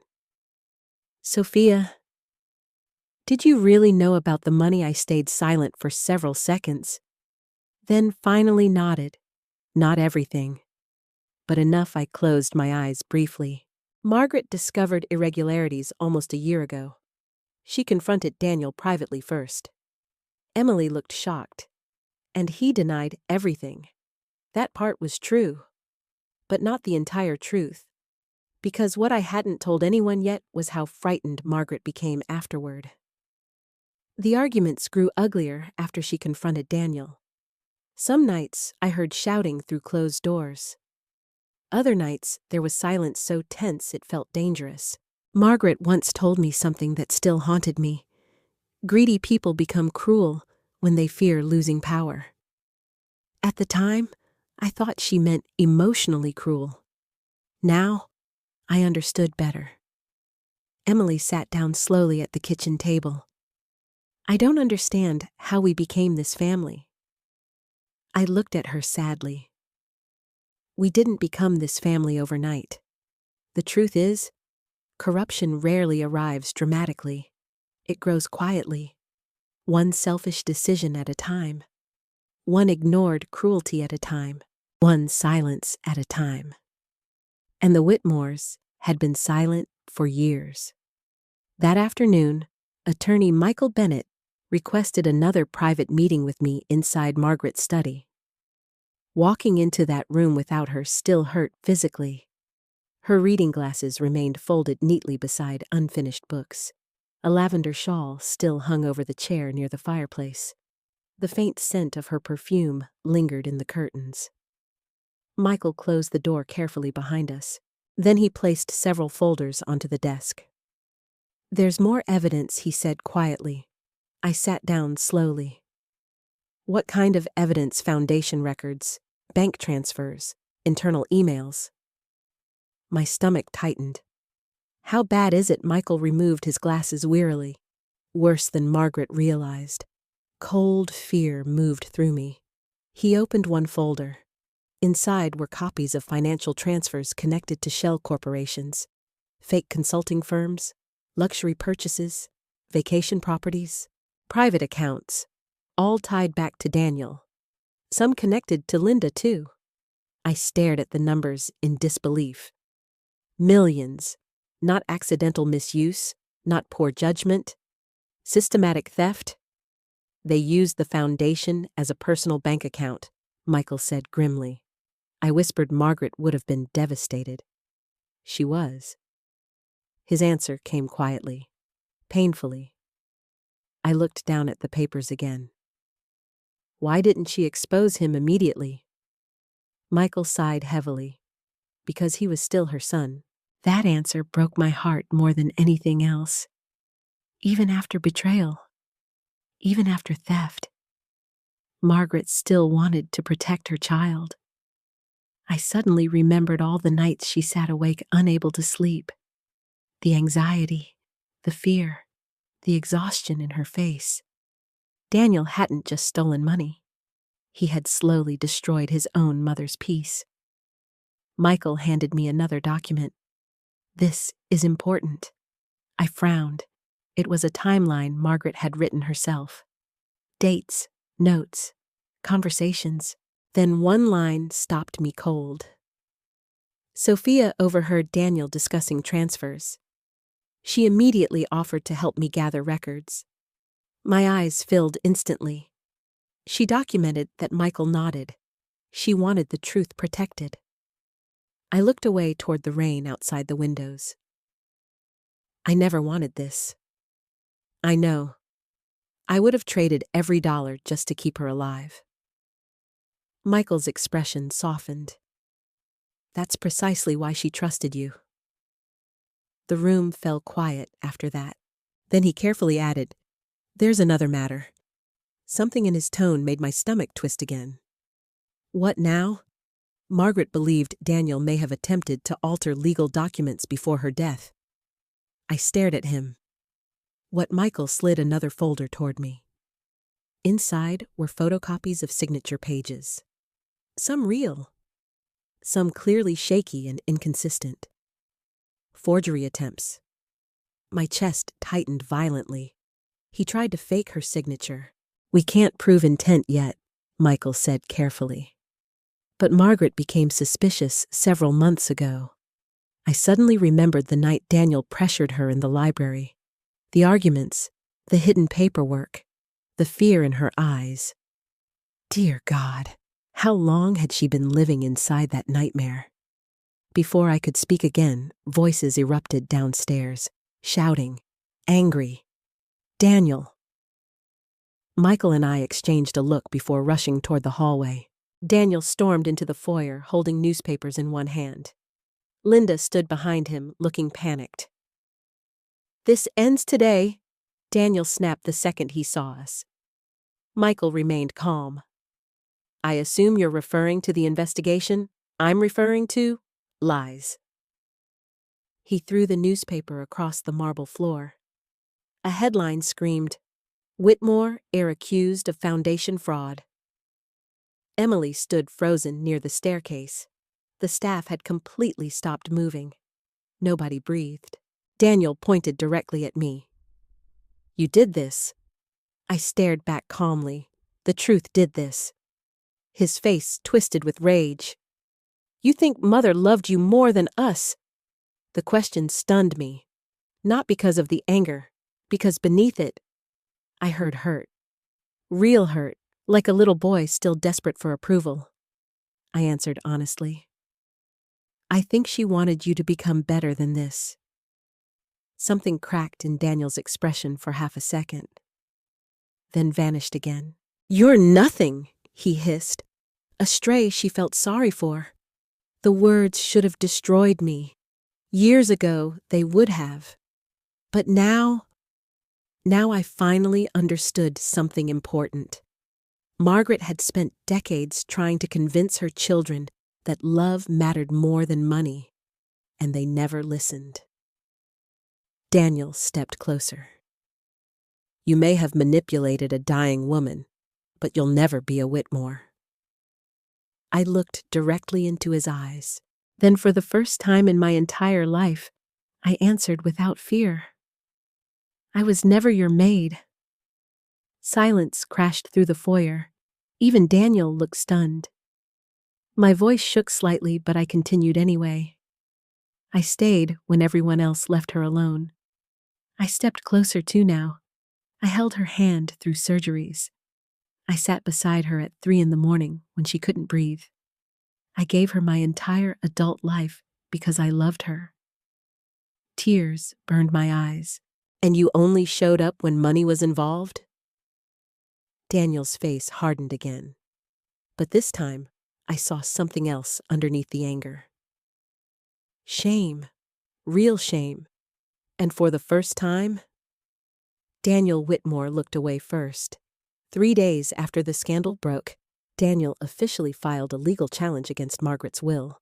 By then, the Whitmore estate had become a prison wrapped in luxury. Reporters waited outside the gates day and night. News helicopters occasionally circled overhead like vultures. Staff members whispered nervously in corners, terrified their jobs would disappear if the family fortune collapsed. And inside the mansion, grief had fully transformed into war. Daniel moved into Margaret's old downstairs office as if claiming territory. Linda spent hours on the phone with public relations consultants trying to protect her social image. Emily mostly stayed hidden in her bedroom, emotionally wrecked by everything unfolding around us. As for me, I wandered through the house like a ghost. Every room carried memories of Margaret, her laughter in the library, her piano music drifting through the halls at night, the smell of her tea near the garden windows every morning. Losing her already hurt enough, but watching her family destroy each other afterward felt unbearable. Late one afternoon, I found Emily sitting alone in the greenhouse Margaret loved most. Dead winter vines curled along the glass walls while snow fell softly outside. Emily looked exhausted. "I used to hide in here when Daniel got angry," she whispered without looking up. I sat beside her quietly. Neither of us spoke for a while. Then suddenly she asked, "Did Mom ever tell you she regretted us?" The pain behind that question shattered me. "No," I answered honestly. "Never." Emily laughed bitterly. "She should have." I turned toward her sharply. "Don't say that." "She loved us," Emily whispered, tears filling her eyes. "And we still failed her?" I didn't know how to respond, because deep down, part of me agreed. Emily wiped her face quickly. "Daniel's getting desperate," I noticed. "He's meeting with attorneys nonstop. He thinks if he destroys your reputation, people will doubt the will." I stared out at the falling snow. He already spent 50 years trying to make me feel worthless. I don't think he knows how tired I am anymore. Emily looked at me carefully. "You've changed." Maybe I had, or maybe I had finally stopped apologizing for existing. That evening, Michael Bennett arrived unexpectedly carrying another sealed envelope. Daniel intercepted him immediately in the foyer. "You can't keep hiding evidence," he snapped. Michael remained perfectly calm. "I'm not hiding anything." "Then why are you here?" "Because Margaret anticipated this situation." Daniel's expression darkened. "What now?" Michael looked directly at me. "She requested one final video statement if legal action was ever filed against the estate." The room went silent. Linda slowly descended the staircase. Emily froze near the fireplace. Daniel looked furious. "You're kidding. I'm not." Michael held up the envelope carefully. "She left explicit instructions." Daniel laughed harshly. "This is manipulation." "No," Michael replied quietly. "This is preparation." Within an hour, all of us sat inside Margaret's old library. The same room where she used to read novels during thunderstorms. The same room where she once taught me how to play chess. Now it felt like a courtroom. Michael connected another flash drive to the television screen above the fireplace. Margaret appeared again. This time, she looked weaker than before. More tired. But her eyes remained sharp. Always sharp. She began speaking immediately. "If Daniel has contested my will, then I assume events unfolded exactly as I feared they would." Daniel muttered under his breath. Margaret continued. "This recording exists because I spent too many years pretending my family's problems could still be fixed through silence." My chest tightened. Emily began crying quietly again. "Daniel, if you are watching this, then I need you to hear me clearly for once in your life." For the first time since the video began, Daniel actually looked uncomfortable. Margaret's voice remained calm. "You confuse love with ownership." Silence swallowed the room. "You believe controlling people means valuing them." Daniel crossed his arms defensively. "But real love does not humiliate. It does not manipulate. And it certainly does not steal." Linda lowered her head. Emily completely broke down beside me. Then Margaret turned toward the camera more directly. Sophia Brown spent most of her life accepting cruelty from this family because she believed keeping peace mattered more than protecting herself. Tears burned my eyes instantly because it was true. Every humiliating dinner, every insult, every moment I stood silently while they treated me like hired help. I accepted it all because I loved Margaret enough to endure it. Margaret's voice softened. I watched her sacrifice her dreams, her future, and her dignity to care for me. Daniel suddenly stood up. This is emotional blackmail. Michael didn't stop the recording. Margaret continued anyway. No, Daniel, this is accountability. The room froze again. Margaret looked exhausted now, but determined. Sophia never asked for my estate. In fact, she argued with me repeatedly when I changed the will. Everyone turned toward me immediately. Linda looked stunned. Emily whispered, "You tried to refuse it?" I nodded slowly. Because I had. The memory hit me instantly. 3 months before Margaret died, she called me into her bedroom holding revised legal papers in trembling hands. "I want you protected," she told me. I panicked immediately. "Margaret, no. Daniel will hate me. He already does. I don't want your money." Her eyes filled with tears. This was never about money. Back in the present, Margaret's recorded voice continued filling the library. Sophia begged me to reconsider because she feared exactly what is happening now. Daniel looked shaken for the first time. Not angry. Exposed. Margaret continued softly. But I refused. Then her expression changed completely. Harder. Almost heartbreaking. Because someone needed to finally tell the truth in this family. The room felt impossibly still. Margaret looked directly into the camera. Sophia Brown was never the maid. My throat closed instantly. She was the only one who stayed beside me when everyone else became too busy chasing their own lives. Linda began openly crying now too. But Margaret wasn't finished. And if any of my children feel betrayed by my decisions, then perhaps they should ask themselves why loyalty from a stranger felt more genuine than love from their own family. Daniel looked physically wounded by that sentence. For one brief second, I almost pitied him. Almost. Then Margaret delivered the final blow. I do not leave my estate to Sophia out of pity. Her eyes filled with emotion. I leave it to her because she earned what none of you valued. The recording ended. No music, no dramatic conclusion. Just silence. Heavy, painful silence. Daniel stood motionless near the fireplace. Linda cried quietly into her hands. Emily looked shattered.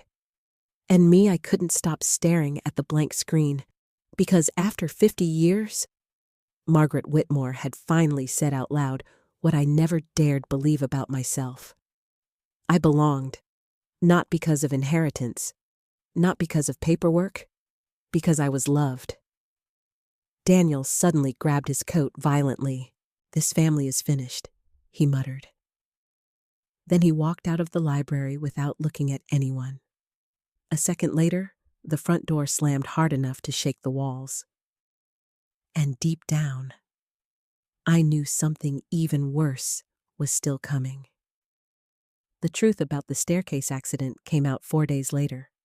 And when it did, it destroyed whatever remained of the Whitmore family forever. It started with a phone call from Dr. Harold Green. I was sitting alone in Margaret's bedroom folding sweaters. I still couldn't bear to donate when my phone rang. Sophia, Dr. Green said quietly, "I think you should come to my office."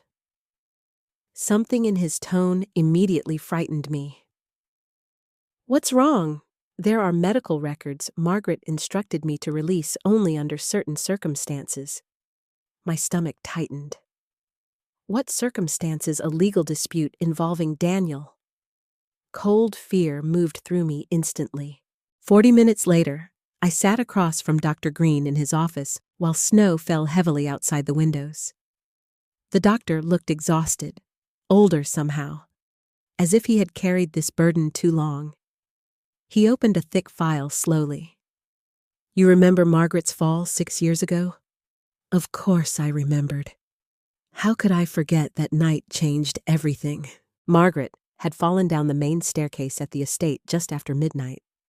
Daniel told everyone she simply slipped while walking downstairs alone, but something about it always felt wrong, especially because Margaret became terrified afterward. I nodded carefully. Dr. Green removed his glasses. She never believed it was an accident. The room went completely still. He slid several handwritten pages toward me. Margaret's journal entries. My hands shook while reading them. Daniel was arguing with me before the fall. Another line, I remember him grabbing my arm. Then another. Afterward, he claimed he found me unconscious, but Sophia was the one who actually called for help. My chest tightened violently, because suddenly, memories I had buried for years came flooding back.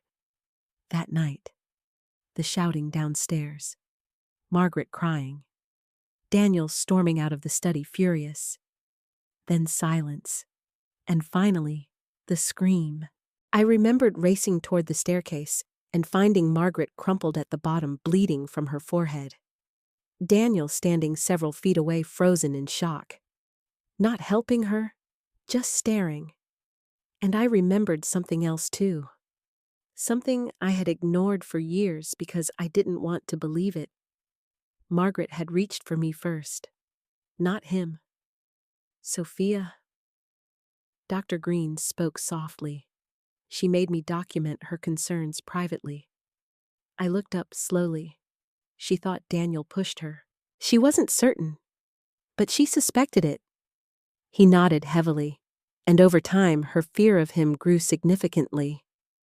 I felt sick, not only because of what it meant, because deep down part of me had always known something wasn't right. I just never allowed myself to say it aloud. Dr. Green handed me another document. "She also wanted you to have this." It was a sealed envelope. Margaret's handwriting covered the front, for Sophia only. Tears instantly blurred my vision. I opened it carefully. Inside was a single handwritten letter, short, painfully personal. "Sophia, if you are reading this, then the truth has finally surfaced. I need you to understand something I failed to say enough while I was alive. You saved me, not only during my illness. That night on the staircase too. I saw Daniel standing above me after I fell, and for one terrible moment, he did nothing, but you ran toward me without hesitation. You held my hand while I bled. You called for help, while my own son stood frozen by fear, anger, or guilt. I still do not know which. From that night forward, I realized something painful. Blood alone does not make a child. Love does, and you, Sophia, were the truest daughter I ever had.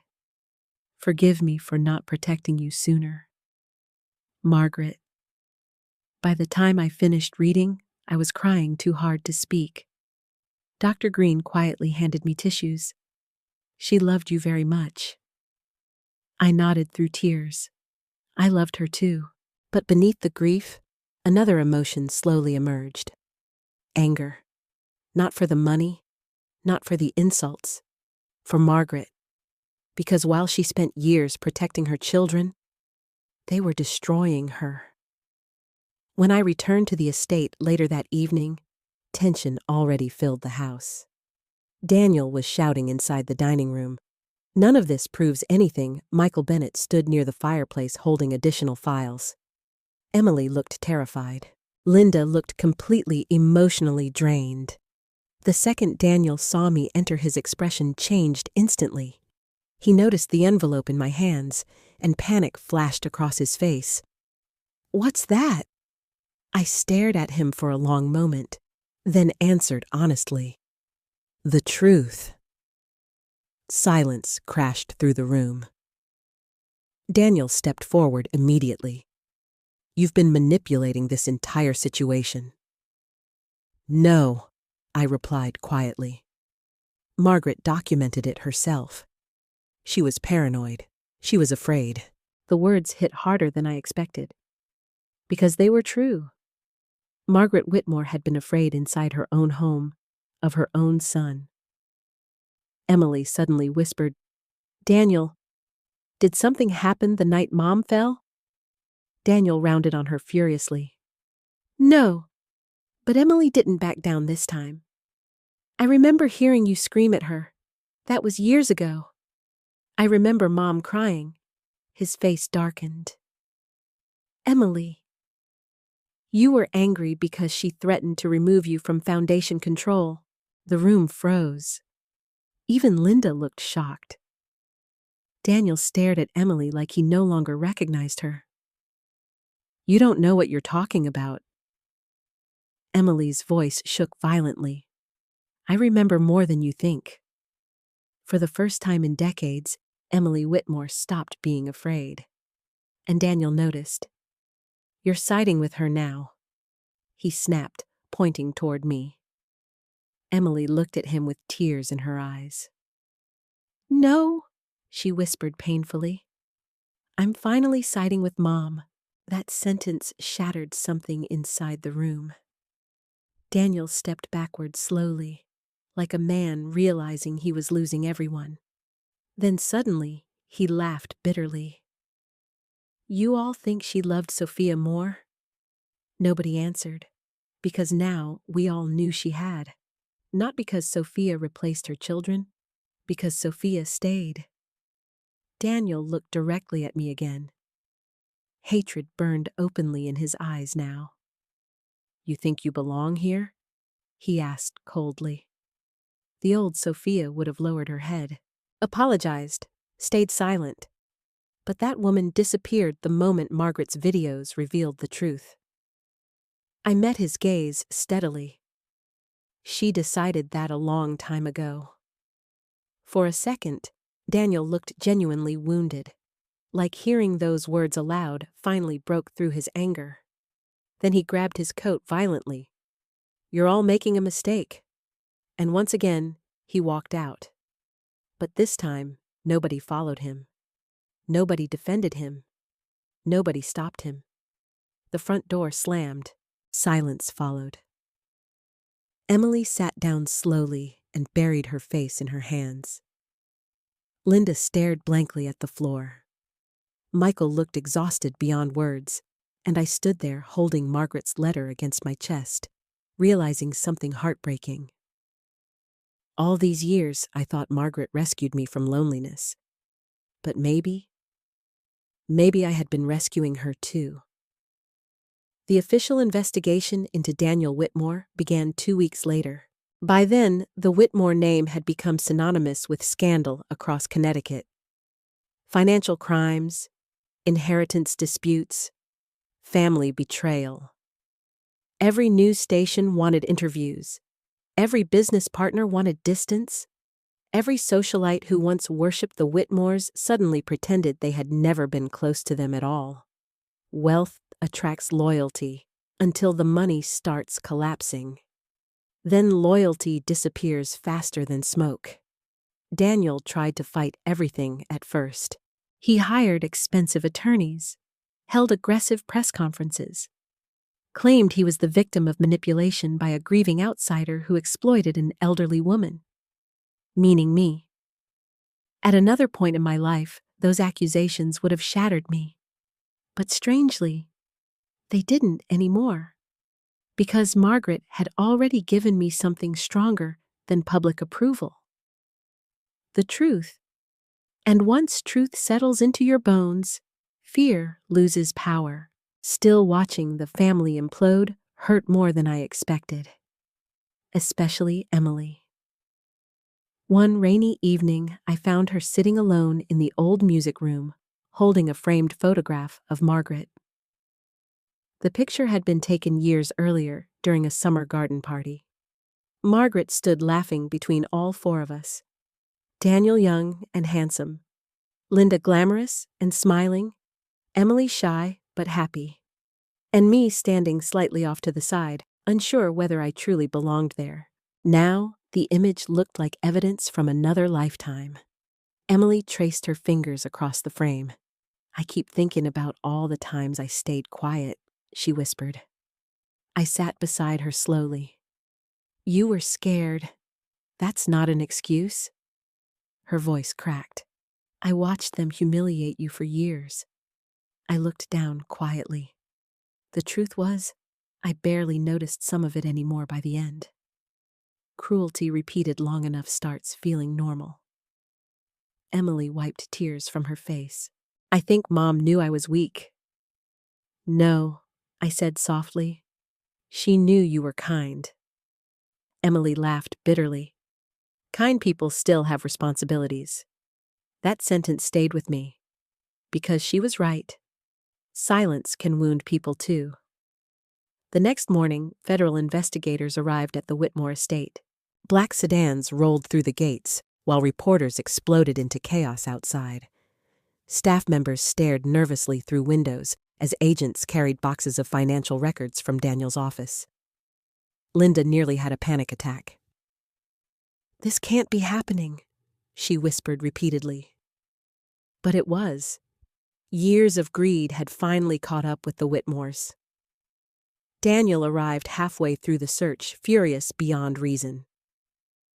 "You had no right!" he shouted at Michael Bennett. Michael remained perfectly calm. The authorities had every right. Daniel turned toward me immediately. "This is your fault." The old fear flickered briefly in my chest, but only briefly. "No," I answered quietly. "This is the consequence of your choices." His face twisted with rage. "You think you've won. I never wanted a war. You took my family." The accusation stunned me, because even now, even after everything, part of Daniel still believed he was the victim. I looked at him carefully. "No, Daniel," I said softly. "You lost your family long before Margaret died." For a moment, silence filled the foyer. Then something unexpected happened. Linda spoke. Quietly, "He's right." Everyone turned toward her immediately. Daniel stared at his sister in disbelief. "What did you say?" Linda looked exhausted, broken. Years older than she had a month earlier. "You ruined this family." Daniel laughed harshly. "Oh, now you suddenly have morals." Tears filled Linda's eyes instantly. "No," she whispered painfully.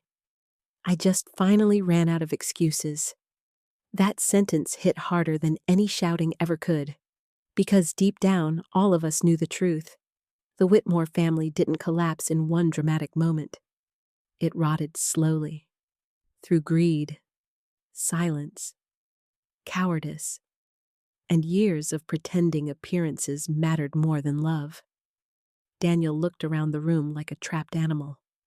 No allies left, no control left, no audience left willing to believe him.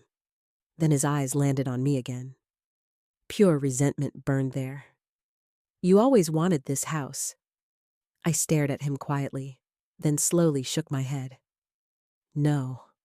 Liar. I wanted Margaret." The pain in my own voice surprised me, because despite everything, that was still the deepest truth inside me. I would have traded every dollar, every room, every piece of this estate just to hear her laugh one more time. Daniel suddenly looked exhausted. Not angry, just empty. For the first time, I noticed how much he resembled Margaret around the eyes, and somehow that made everything sadder. He lowered his voice slightly. "You think she replaced us with you?" "No," I answered honestly. "I think she spent years begging you to love her properly." The silence afterward felt unbearable. Daniel's jaw tightened violently. Then finally he whispered, "You don't understand what it was like growing up with her expectations." I blinked in surprise, because beneath the bitterness, I heard pain, real pain. "She always needed perfection," he continued quietly. "Nothing was ever enough." Emily lowered her head. Linda looked away. For the first time in decades, the truth beneath the Whitmore family finally surfaced. Not just greed, wounds. Margaret had loved deeply, but she had also demanded deeply. And maybe Daniel spent his entire life trying to earn approval he never fully felt. That realization didn't excuse what he'd done, but it made him human again. And somehow, that hurt more. Daniel laughed bitterly. "She looked at you the way she used to look at us when we were children." Tears filled my eyes instantly. "I never wanted to replace anyone." "But you did." The words came out broken, like a man grieving something he could never get back. For a second, nobody spoke. Then Daniel looked directly at me one final time. "After everything," he whispered, "you still think you belong here." The old Sophia would have doubted herself, questioned everything, apologized for existing. But Margaret's voice still lived inside me now. "Blood does not make a family. Love does." I met Daniel's eyes steadily. "Margaret decided that a long time ago." His expression shattered. Not dramatically. Quietly, like a person finally realizing the truth cannot be argued away anymore. Daniel turned and walked toward the front door slowly. No shouting this time, no threats, just defeat. Halfway out, he stopped briefly without turning around. "I did love her," he said quietly. Then he left. The front door closed softly behind him, and for the first time since Margaret died, the house finally felt quiet. Not peaceful yet, but honest. Emily began crying silently beside the piano. Linda sat down like her legs could no longer hold her. And I stood there in the middle of the shattered Whitmore family, understanding something painful. Sometimes people destroy the very thing they spend their whole lives desperate to keep: love. Winter slowly began loosening its grip over Connecticut.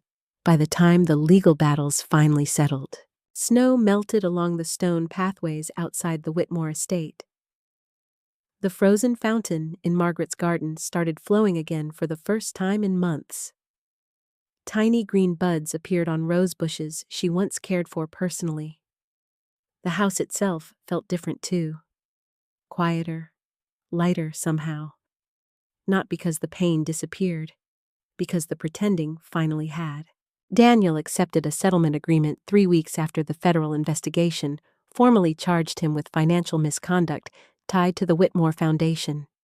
His attorneys negotiated aggressively to avoid prison time, but the damage was irreversible.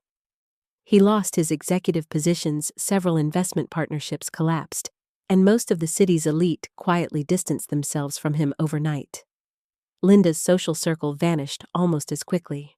The same people who once fought for invitations to Whitmore charity galas suddenly stopped answering her calls. Watching it happen taught me something unsettling about wealth. People are loyal to power far more often than they are loyal to people. But strangely, I no longer felt satisfaction watching the collapse.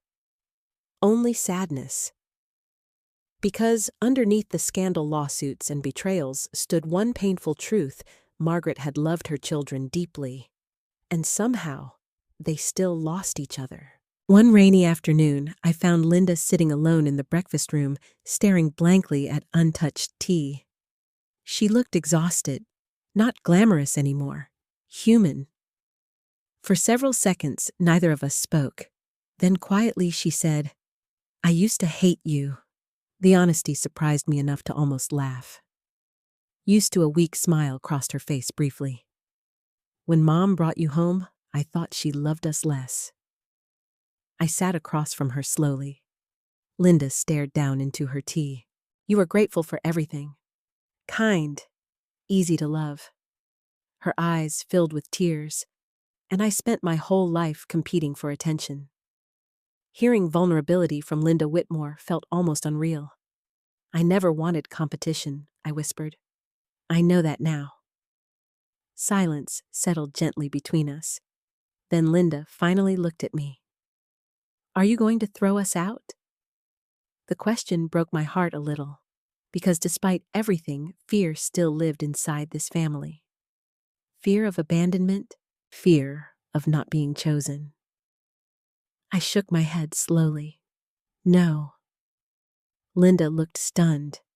Why I thought about Margaret, about the countless nights she defended her children even after they hurt her, about the way love survived inside her despite disappointment.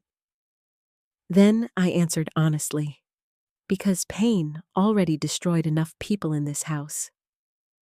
Linda cried quietly after that, not dramatically, not loudly, just the exhausted tears of someone finally collapsing beneath years of pride. Emily changed the most after the investigation ended. For the first time in her life, she stopped hiding. She began helping organize foundation records, speaking with attorneys, and meeting directly with the women's shelters Margaret once supported. One evening, we sat together in the library reviewing old charity files when Emily suddenly whispered, "Mom would have been proud of you." I smiled sadly. She would have been proud of you too. Emily shook her head immediately. No, I wasted too many years being afraid. I closed the folder in front of me. You were surviving the only way you knew how. That's still not courage. Her voice cracked slightly. I kept waiting for someone else to speak first. The honesty in that statement hit me deeply. Because silence really does become a habit after enough years. Emily looked around the library slowly. You know what I think scared Daniel most? What she hesitated. That Mom trusted you emotionally in a way she stopped trusting us. The truth of it hurt. Not because it made me feel superior. Because no mother should die feeling emotionally safer with an adopted outsider than her own children. Weeks later, Michael Bennett finalized the estate transfer paperwork. I officially became owner of the Whitmore estate and acting director of the Whitmore Foundation. The documents felt surreal sitting in my hands. This mansion had once seemed untouchable to me. A place I lived inside but never truly believed belonged to me. Now, every room legally carried my name. And somehow, that frightened me more than it excited me. After Michael left, I wandered through the estate alone for hours. The ballroom where Linda humiliated me during charity events. The staircase where Margaret fell. The greenhouse where Emily used to hide as a child. The kitchen where Margaret taught me her recipes while music played softly from the old radio. Every corner held ghosts. By sunset, I finally found myself standing inside Margaret's bedroom. The room remained mostly unchanged since her death. Lavender sachets still scented the drawers. Her favorite books remained stacked beside the bed. A framed photograph of all of us during one long-ago Christmas sat near the window. I picked it up slowly. For years, I believed Margaret rescued me, but now I understood something more complicated. She needed rescuing too. Not from poverty, from loneliness, from disappointment, from the quiet heartbreak of watching her family drift further away emotionally every year. My eyes drifted toward the leather journal resting on the nightstand. I opened it carefully. Most entries documented financial concerns, family tensions, or foundation business. But near the end, the writing changed. Softer somehow, more personal. Then I found one entry underlined heavily in black ink. If Sophia ever reads this after I am gone, I hope she understands something. A home is not defined by who inherits it. A home is defined by who fills it with love. I sat there crying for nearly an hour after reading that, because suddenly I understood exactly what Margaret wanted from me. Not revenge, not victory. Healing. The next morning, I gathered Emily and Linda in the dining room. Both looked nervous immediately. I made a decision, I told them. Emily frowned slightly. About what, the estate? Linda stiffened instantly. I took a slow breath. I'm not selling the house. Both women looked surprised, but I continued. I want to turn part of the Whitmore Foundation into something new. Emily leaned forward carefully. What kind of something? I looked toward the garden outside the windows. Margaret's garden. I want this house to help women who were abandoned by their families. Silence filled the room. Then Emily began crying softly. Linda covered her mouth. I continued quietly. There are too many women growing old alone because the people who should love them stop showing up. Margaret deserved better than that. And maybe countless others did too. Emily reached across the table and grabbed my hand. That's exactly what Mom would have wanted. For the first time in many years, the Whitmore dining room didn't feel cold anymore. Not healed completely. Maybe it never would be. But something new had finally entered the house.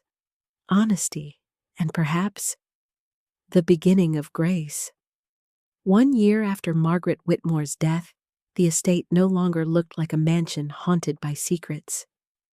It looked alive again. Sunlight filled the hallways where silence once lived. Fresh flowers sat near the grand staircase every morning. Laughter occasionally drifted from the sunroom during community gatherings, and for the first time in decades, the Whitmore house finally felt like a home. We renamed part of the estate the Margaret House, a residential support center for older women abandoned, neglected, or emotionally isolated by their families. Some residents arrived carrying nothing but plastic grocery bags and heartbreak. Others came from nursing homes where no one visited anymore. A few had children still alive who simply stopped calling years earlier. Every story hurt, because every story reminded me how loneliness quietly destroys people long before death ever does. Emily helped me run the foundation almost every day now. The shy woman who once avoided conflict had transformed into someone gentle but strong. She organized counseling services, coordinated volunteers, and personally greeted every new resident who arrived at the estate. One afternoon, I watched her comforting an elderly woman crying near the garden fountain. Margaret would have been proud of her. Very proud. Linda surprised me too. She never fully recovered from the collapse of her social world, but losing everything superficial forced her to become honest for the first time in her life. She started helping quietly behind the scenes. No cameras, no publicity, no charity galas, just work. Real work. Sometimes healing begins only after pride finally dies. As for Daniel, I didn't see him again for nearly 10 months. Not after the investigations, not after the lawsuits, not after the estate settlement finalized. Part of me assumed he hated me too deeply to ever return. Then, one rainy afternoon in early spring, I found him standing outside the front gates, alone. No expensive car, no reporters, no arrogance. Just a tired man standing in the rain, staring at the house where his family used to exist. For several long seconds, neither of us spoke. Finally, I walked toward him slowly. "You can come in," I said quietly. Daniel looked surprised. "I wasn't sure if you'd let me." The sadness in his voice startled me. Not because he sounded weak, because he sounded human. I opened the gate silently. We walked through the gardens together beneath gray skies and light rain. Margaret's roses had started blooming again. Daniel noticed them immediately. She loved these flowers. I nodded. She said roses survive difficult winters better than most people. A faint smile touched his face briefly. then disappeared. Inside the estate, Daniel looked around slowly, like someone revisiting a childhood memory he no longer deserved. Everything had changed. The house no longer felt cold and formal the way it once had. Women sat reading near fireplaces. Volunteers arranged flowers in the dining room. Soft piano music drifted through the halls. Life. Real life. Daniel noticed the difference, too. You changed it. No, I answered softly. I think we finally allowed it to become what Margaret always wanted. We sat together in the library eventually, the same room where his mother's final video played months earlier. Daniel looked exhausted, older. Failure had stripped something away from him. Maybe ego, maybe illusion. Finally, he whispered, I kept thinking she loved you more. I stayed quiet. He laughed bitterly at himself. Maybe I spent my entire life competing against anyone who made her happy. I looked toward the fireplace. She loved you, Daniel, but not who I became. The honesty in his voice hurt more than anger ever could. For a long moment, rain tapped softly against the library windows. Then Daniel quietly asked, Do you hate me? I thought about everything. The humiliation, the insults, the years of cruelty, the fear Margaret carried near the end of her life. Then I answered honestly, No. He looked stunned. I was angry, I admit it, but hate keeps people trapped in the same pain forever. Daniel lowered his eyes. I don't know how to fix what I destroyed. Some damage can't be repaired completely.